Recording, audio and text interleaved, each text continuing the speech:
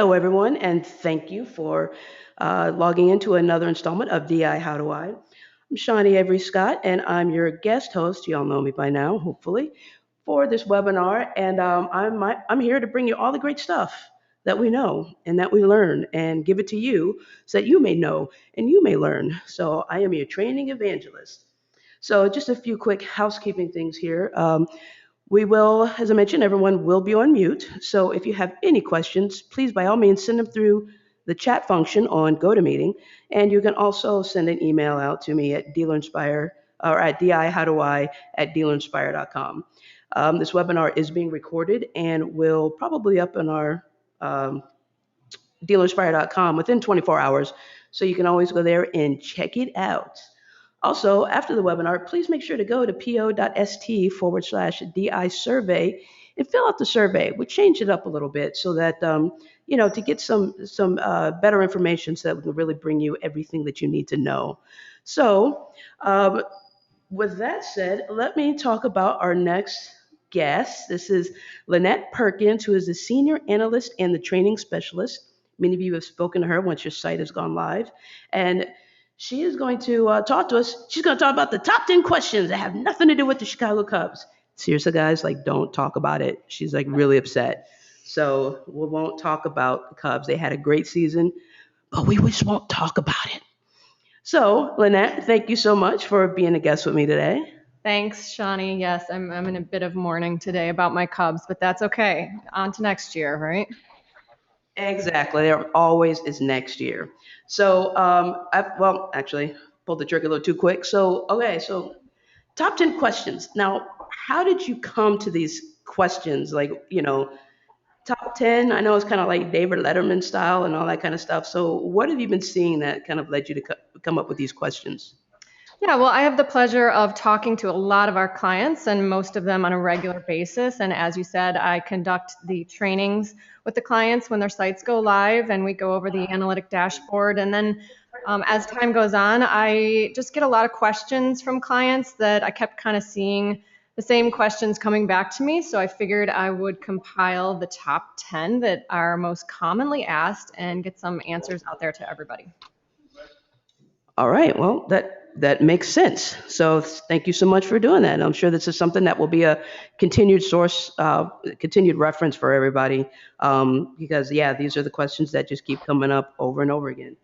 All right. So I know we had a little bit of trivia before we started. So we were trying to decide, Lynette and I were trying to decide if we're going to do some Cubbies trivia or some analytics trivia. And in light of recent events, we decided to go with analytics because she's just too sad. So, what is, I think, okay, so keyword not provided, okay? Google implemented this. Does anyone know what year that Google implemented the phrase not provided as a keyword? So you're going to learn that later on slide on question 4. That's the top fourth question. So we're going to learn the answer to that later on. So that's a little trivia. So I'm going to shut up and I'm going to let Lynette do all the talking and teach us something. All right, we'll see who the big Google geeks are out there that know the answer to that. All right, so number 10. Why do I see differences in the analytics in my dashboard versus what I see in Google Analytics? So first off, in your Dealer Inspired dashboard, we are using Clicky Analytics, which reports a little bit differently than Google Analytics. The big one you're going to see is the bounce rate. So Clicky is going to define a bounce as anyone who's landed on a page of the website and then not taken any action within 30 seconds. Google does not put that 30-second time frame on there. So you're going to see a lot lower bounce rate in Clicky than you're going to see in Google. Typically, Google is at least double what you see in Clicky.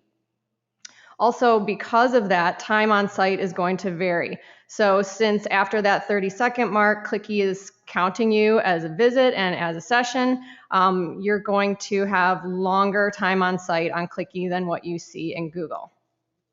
Clicky unique visitors, which are first-time visitors, they calculate unique visitors on a daily basis, whereas Google does not. So you're going to see a little bit more duplication. So if I came to the site and then 2 days from now came back to the site, Clicky might count me as a unique visitor, whereas Google will not. So you'll see more of those in Clicky. And then just Clicky overall visits. Clicky's traditionally better at filtering out bots and spam traffic.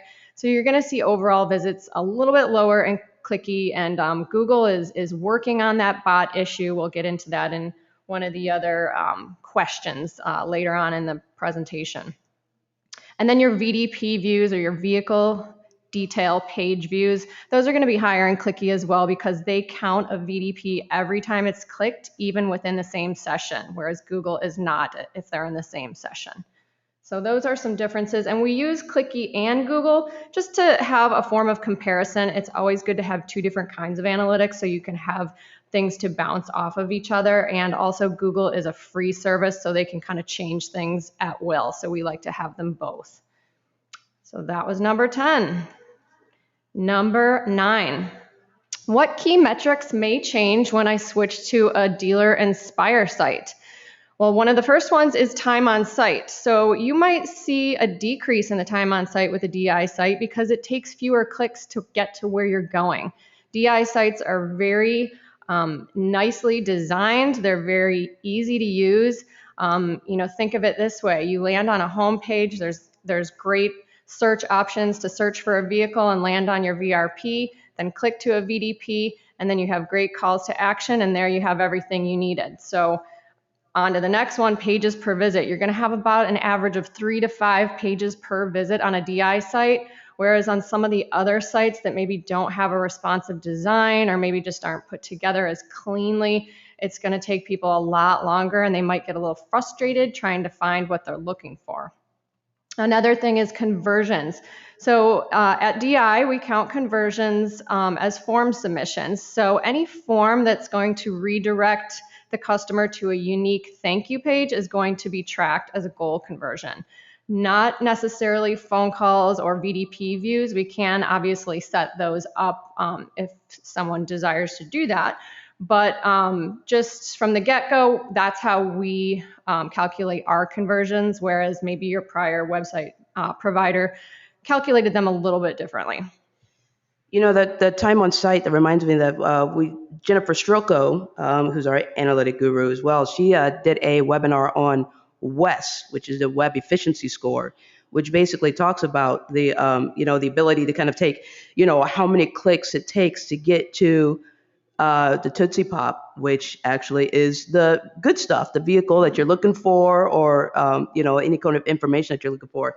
So that's a key metric that we definitely are looking for. Yeah, and check it out on your own site. Act like you're looking for a red Camaro or whatever it is you're looking for, and go on and click and see how long it takes you to get to where you're trying to go on a DI site.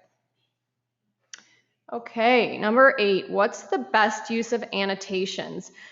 I feel like people need to annotate more. It just can't hurt things. It can only help things. So one of the things you want to annotate are your traditional marketing efforts. What are you doing as far as maybe your radio advertising campaigns? Did you cease a radio campaign? Did you change your billboards? Are you running new TV ads? Things like that. All of those things are going to affect your website traffic indirectly, but you definitely want to make a notation of that so that you can compare those things before and after. Same thing with changes in your PPC spend budget. A lot of times PPC spending kind of goes hand in hand with organic. So if you cut that budget, you might see a drop in your organic traffic. You're going to want to know when you did that. Technology and software updates. People don't really think about these, but like for instance, we just had an iOS 9 update. This changes how people use the internet, and sometimes they could be pretty significant changes. So, if you happen to know when that is, go ahead and make a note of it. And then if you see some weird changes in the website traffic, maybe you can kind of dig into why, and that might be a reason. Any filters you're putting on the site, like filtering out your internal IP address, or bots. If you have a big bot that's kind of problematic and you decide to filter it out, that's obviously going to cause your traffic to decrease. And if you don't annotate that, you could be doing a month-over-month comparison a couple months from now, and you really don't know why everything seemed like it dropped. Well, it's because you placed a filter on there. Social campaigns, same thing with the PPC. If you're running social campaigns, email campaigns, those are all going to affect traffic and bounce rate. So you'll want to annotate when those were implemented and even maybe when they ended. And then even extreme weather conditions. For instance, last year we had a lot of our East Coast clients had some pretty bad weather and blizzard conditions. We had some clients that had to shut down their dealerships for a couple days. And, think about that when I'm not heading out of the house to go look for a car in the next couple days, so I'm probably not going to research it online until I'm ready to do that. It just affects everything. So make sure you annotate if something kind of out of the ordinary happens like that. Okay, number 7, how can I see the conversion path once people get to my site? We've had this topic mentioned in a couple other webinars we've done, so this might not be anything new to you, but if you're looking in Google Analytics, you can go into conversions and then click on multi-channel funnels and then click on top conversion path. And this is going to give you the actual path people took before they converted. So as you can see in that line number 1, 541 conversions, the bulk of the conversions at 6.23% came in from people searching organically and then coming back the second time through direct and then filling out that lead form. So this is just really helpful, not only for that reason, but to see how many times typically are people coming back to the site before they're filling out the lead form. So, you can see here in most cases, it's at least twice, sometimes more.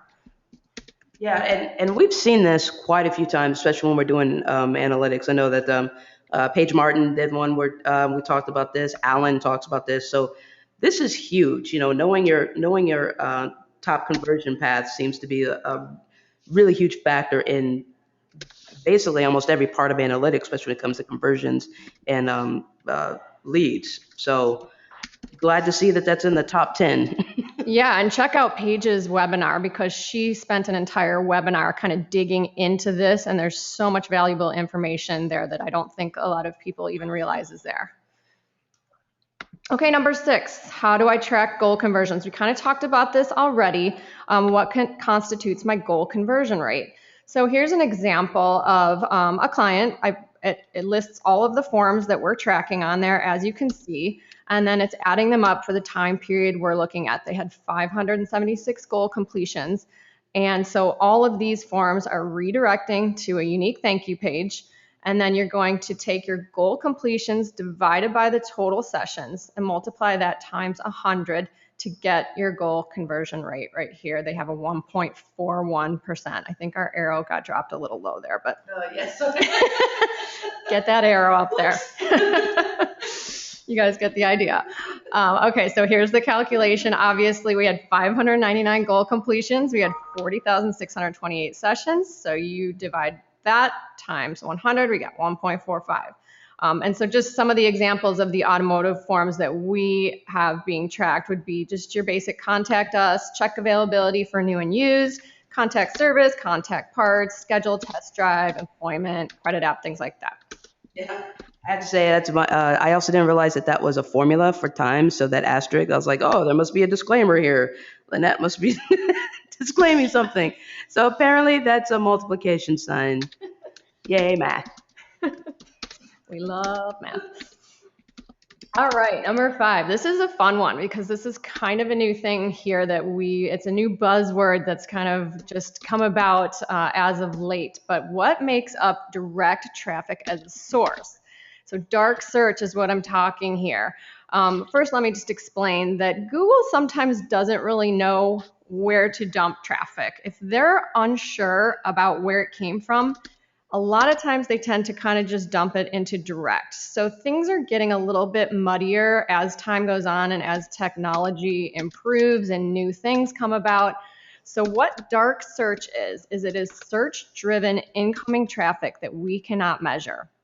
So think about it. This would include search in operating systems, through apps, things like Siri and voice searches, and even a portion of referrals from other social sources like Facebook.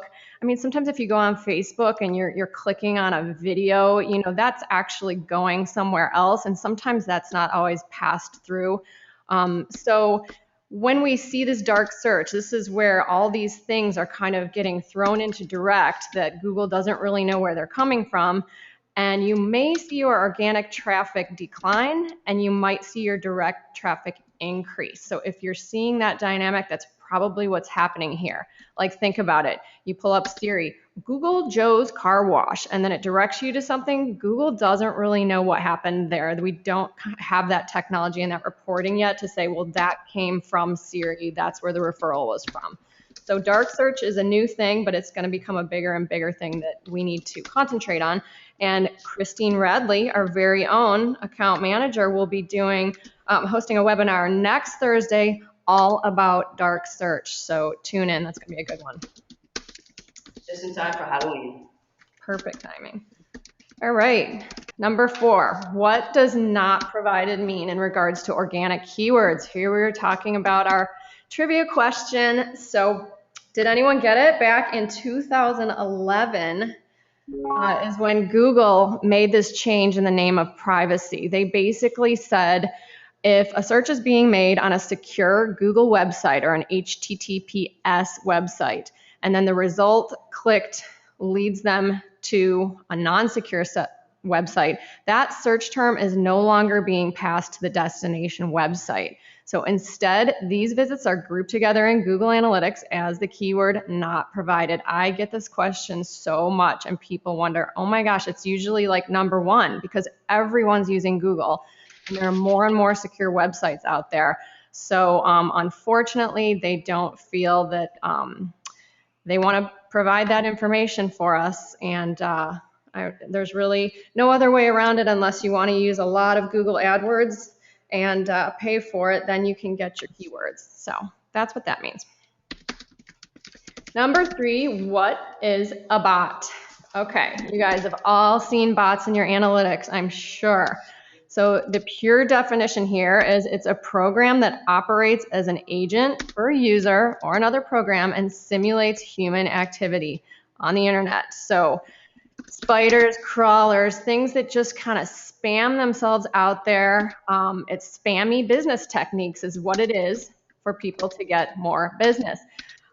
People say, why would anyone do this? Unfortunately, it's just their tactic. They feel if they send this out to millions of people and they get X amount of people to actually click on that and think, wow, this is great, I'm going to do this.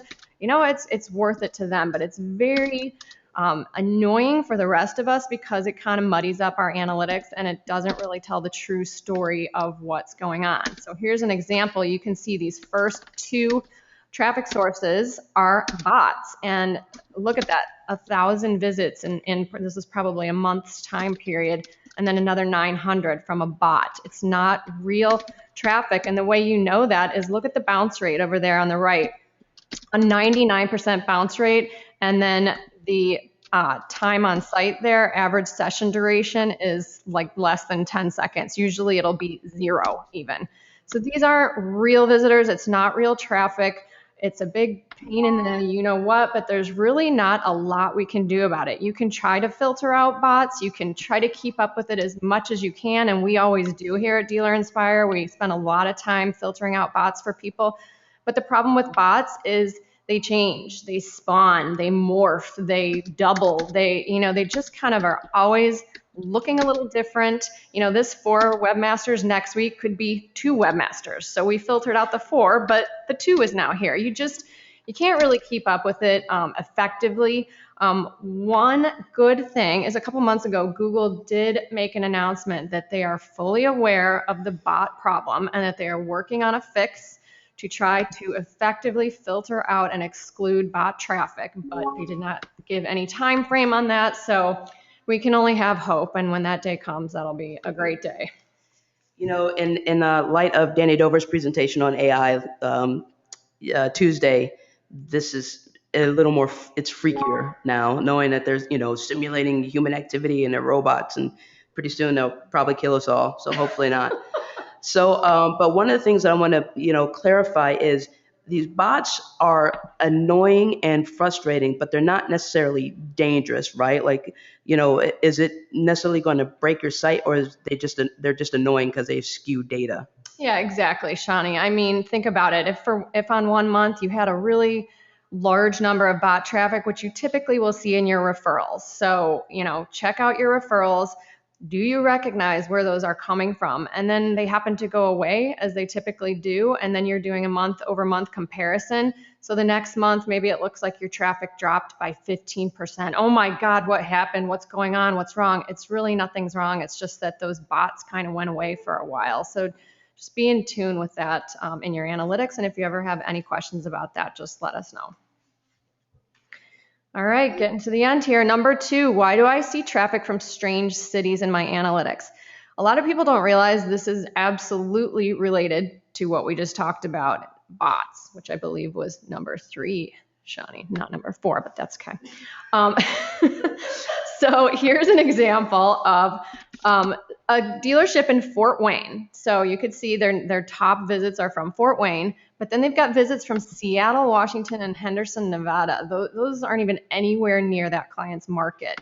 And even over here on the right, you can have this one particular bot here came through as a referral. Look at those cities in the secondary dimension. You've got Buenos Aires, you've got something in Africa, I don't know. So they usually will present themselves coming from a strange city. So if you're in your referrals and you see a bot, you can always put a secondary dimension of there on city. And if you see that the city really is nowhere near you, you can pretty much 100% guarantee that that's a bot. So a lot of times in the dashboard, people will look in there, and we have in the analytics tab in the dashboard a great portion that tells your top cities. If one pops in there that's looking weird, it could be gone the next week, but if it's something that concerns you, we'll definitely try to filter it out, but it may not solve the problem entirely. All right, ready for number 1? Here we go. What causes my bounce rate to be high or increase? A couple weeks ago, our owner and CEO, Joe Chura, did a great webinar, and he went into quite a bit of depth on this topic, but we get this literally almost every day. People want to understand how bounce rate works. So what you need to do when you're analyzing your bounce rate is look at the source and medium of that traffic.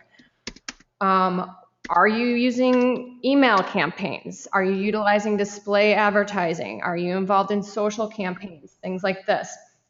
All of these things are going to affect your bounce rate.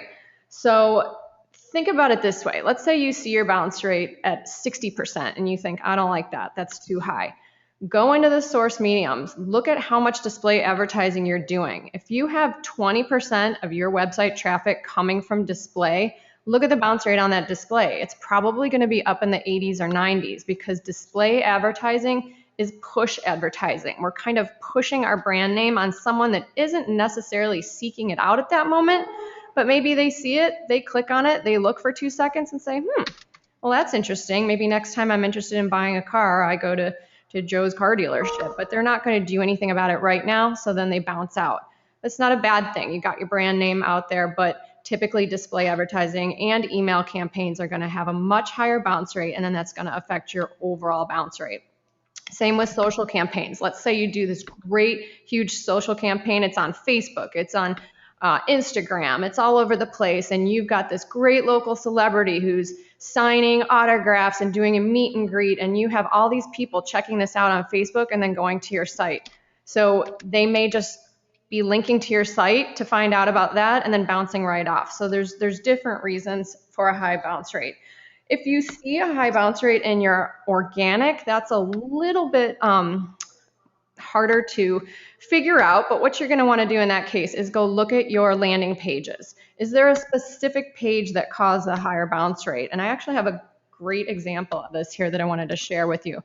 So this is a client of ours that we wrote some content for on a sedan or coupe. What's the difference? This great piece of content here just explaining it. Well, it turns out a lot of people were wondering the same thing. Look at down here, number 6, there's that page. That page got 4,900 visits. I can't remember what this time frame was, but tons of visits. They spent 4 minutes on the page actually reading all about this, but look at that bounce rate, 97%. So is that necessarily a bad thing? Maybe a lot of these people weren't even in the market, but they searched it organically and they landed on this page. It's free traffic. It's free traffic to your site. There's nothing bad or wrong about this. And maybe a bunch of these people ended up filling out a lead form and converting. You just don't know. But dig into your landing pages and make sure that, there's a reason why, and maybe it just happened to be great content and it's nothing to be concerned about. So there you have it, your top 10 questions. All right. Thank you so much, Lynette. Okay, so I know that some of you guys may have lost connection there for a little bit. So if you have any questions, send them in now, and we'll get to them. But I'm so glad that we touched on bounce rate, and I'm not surprised that that was number one, because I know that the bounce rate seems to be the biggest concern for people. That seems to be the thing that whether we're talking about strategy, whether we're talking about analytics, no matter what context, bounce rate always seems to come up. And it is something that, from what I've learned after listening to to webinars like this and talking with you guys, is that there's no one answer, and there isn't just, you can't just look at bounce rate alone. You have to take in a full spectrum of, your marketing campaign, like you just showed us what kind of content you have. I mean, that's amazing content. I mean, actually, I would like to read that because I would like to know the difference between a coupe and sedan. So yeah, so bounce rate. You can't just look at that one metric. You have to take into account quite a few things.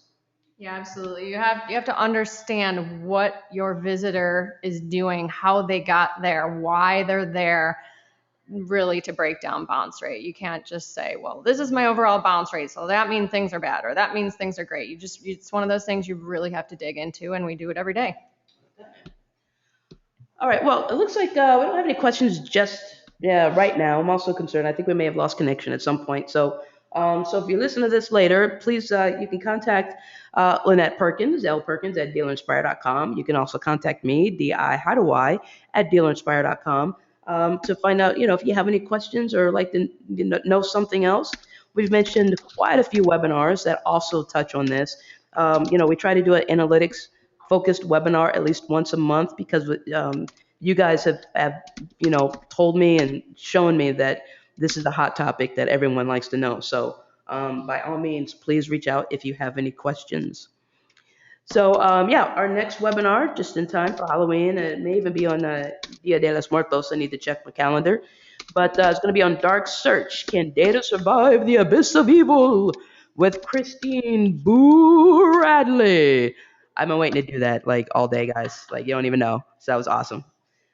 So please check that out. It's frightfully good. And she's going to tell us about Dark Search. No voodoo will be involved because you just don't mess with that. Do not mess with voodoo. Um, Also, as always, check out dealerinspire.com, a website, and go to DI How Do I page. Got the FAQs. We have upcoming webinars. Right now, it only shows Christine's, but I guarantee you we are booked up through the end of the year. So we're looking really good, guys. I want to appreciate all of your participation.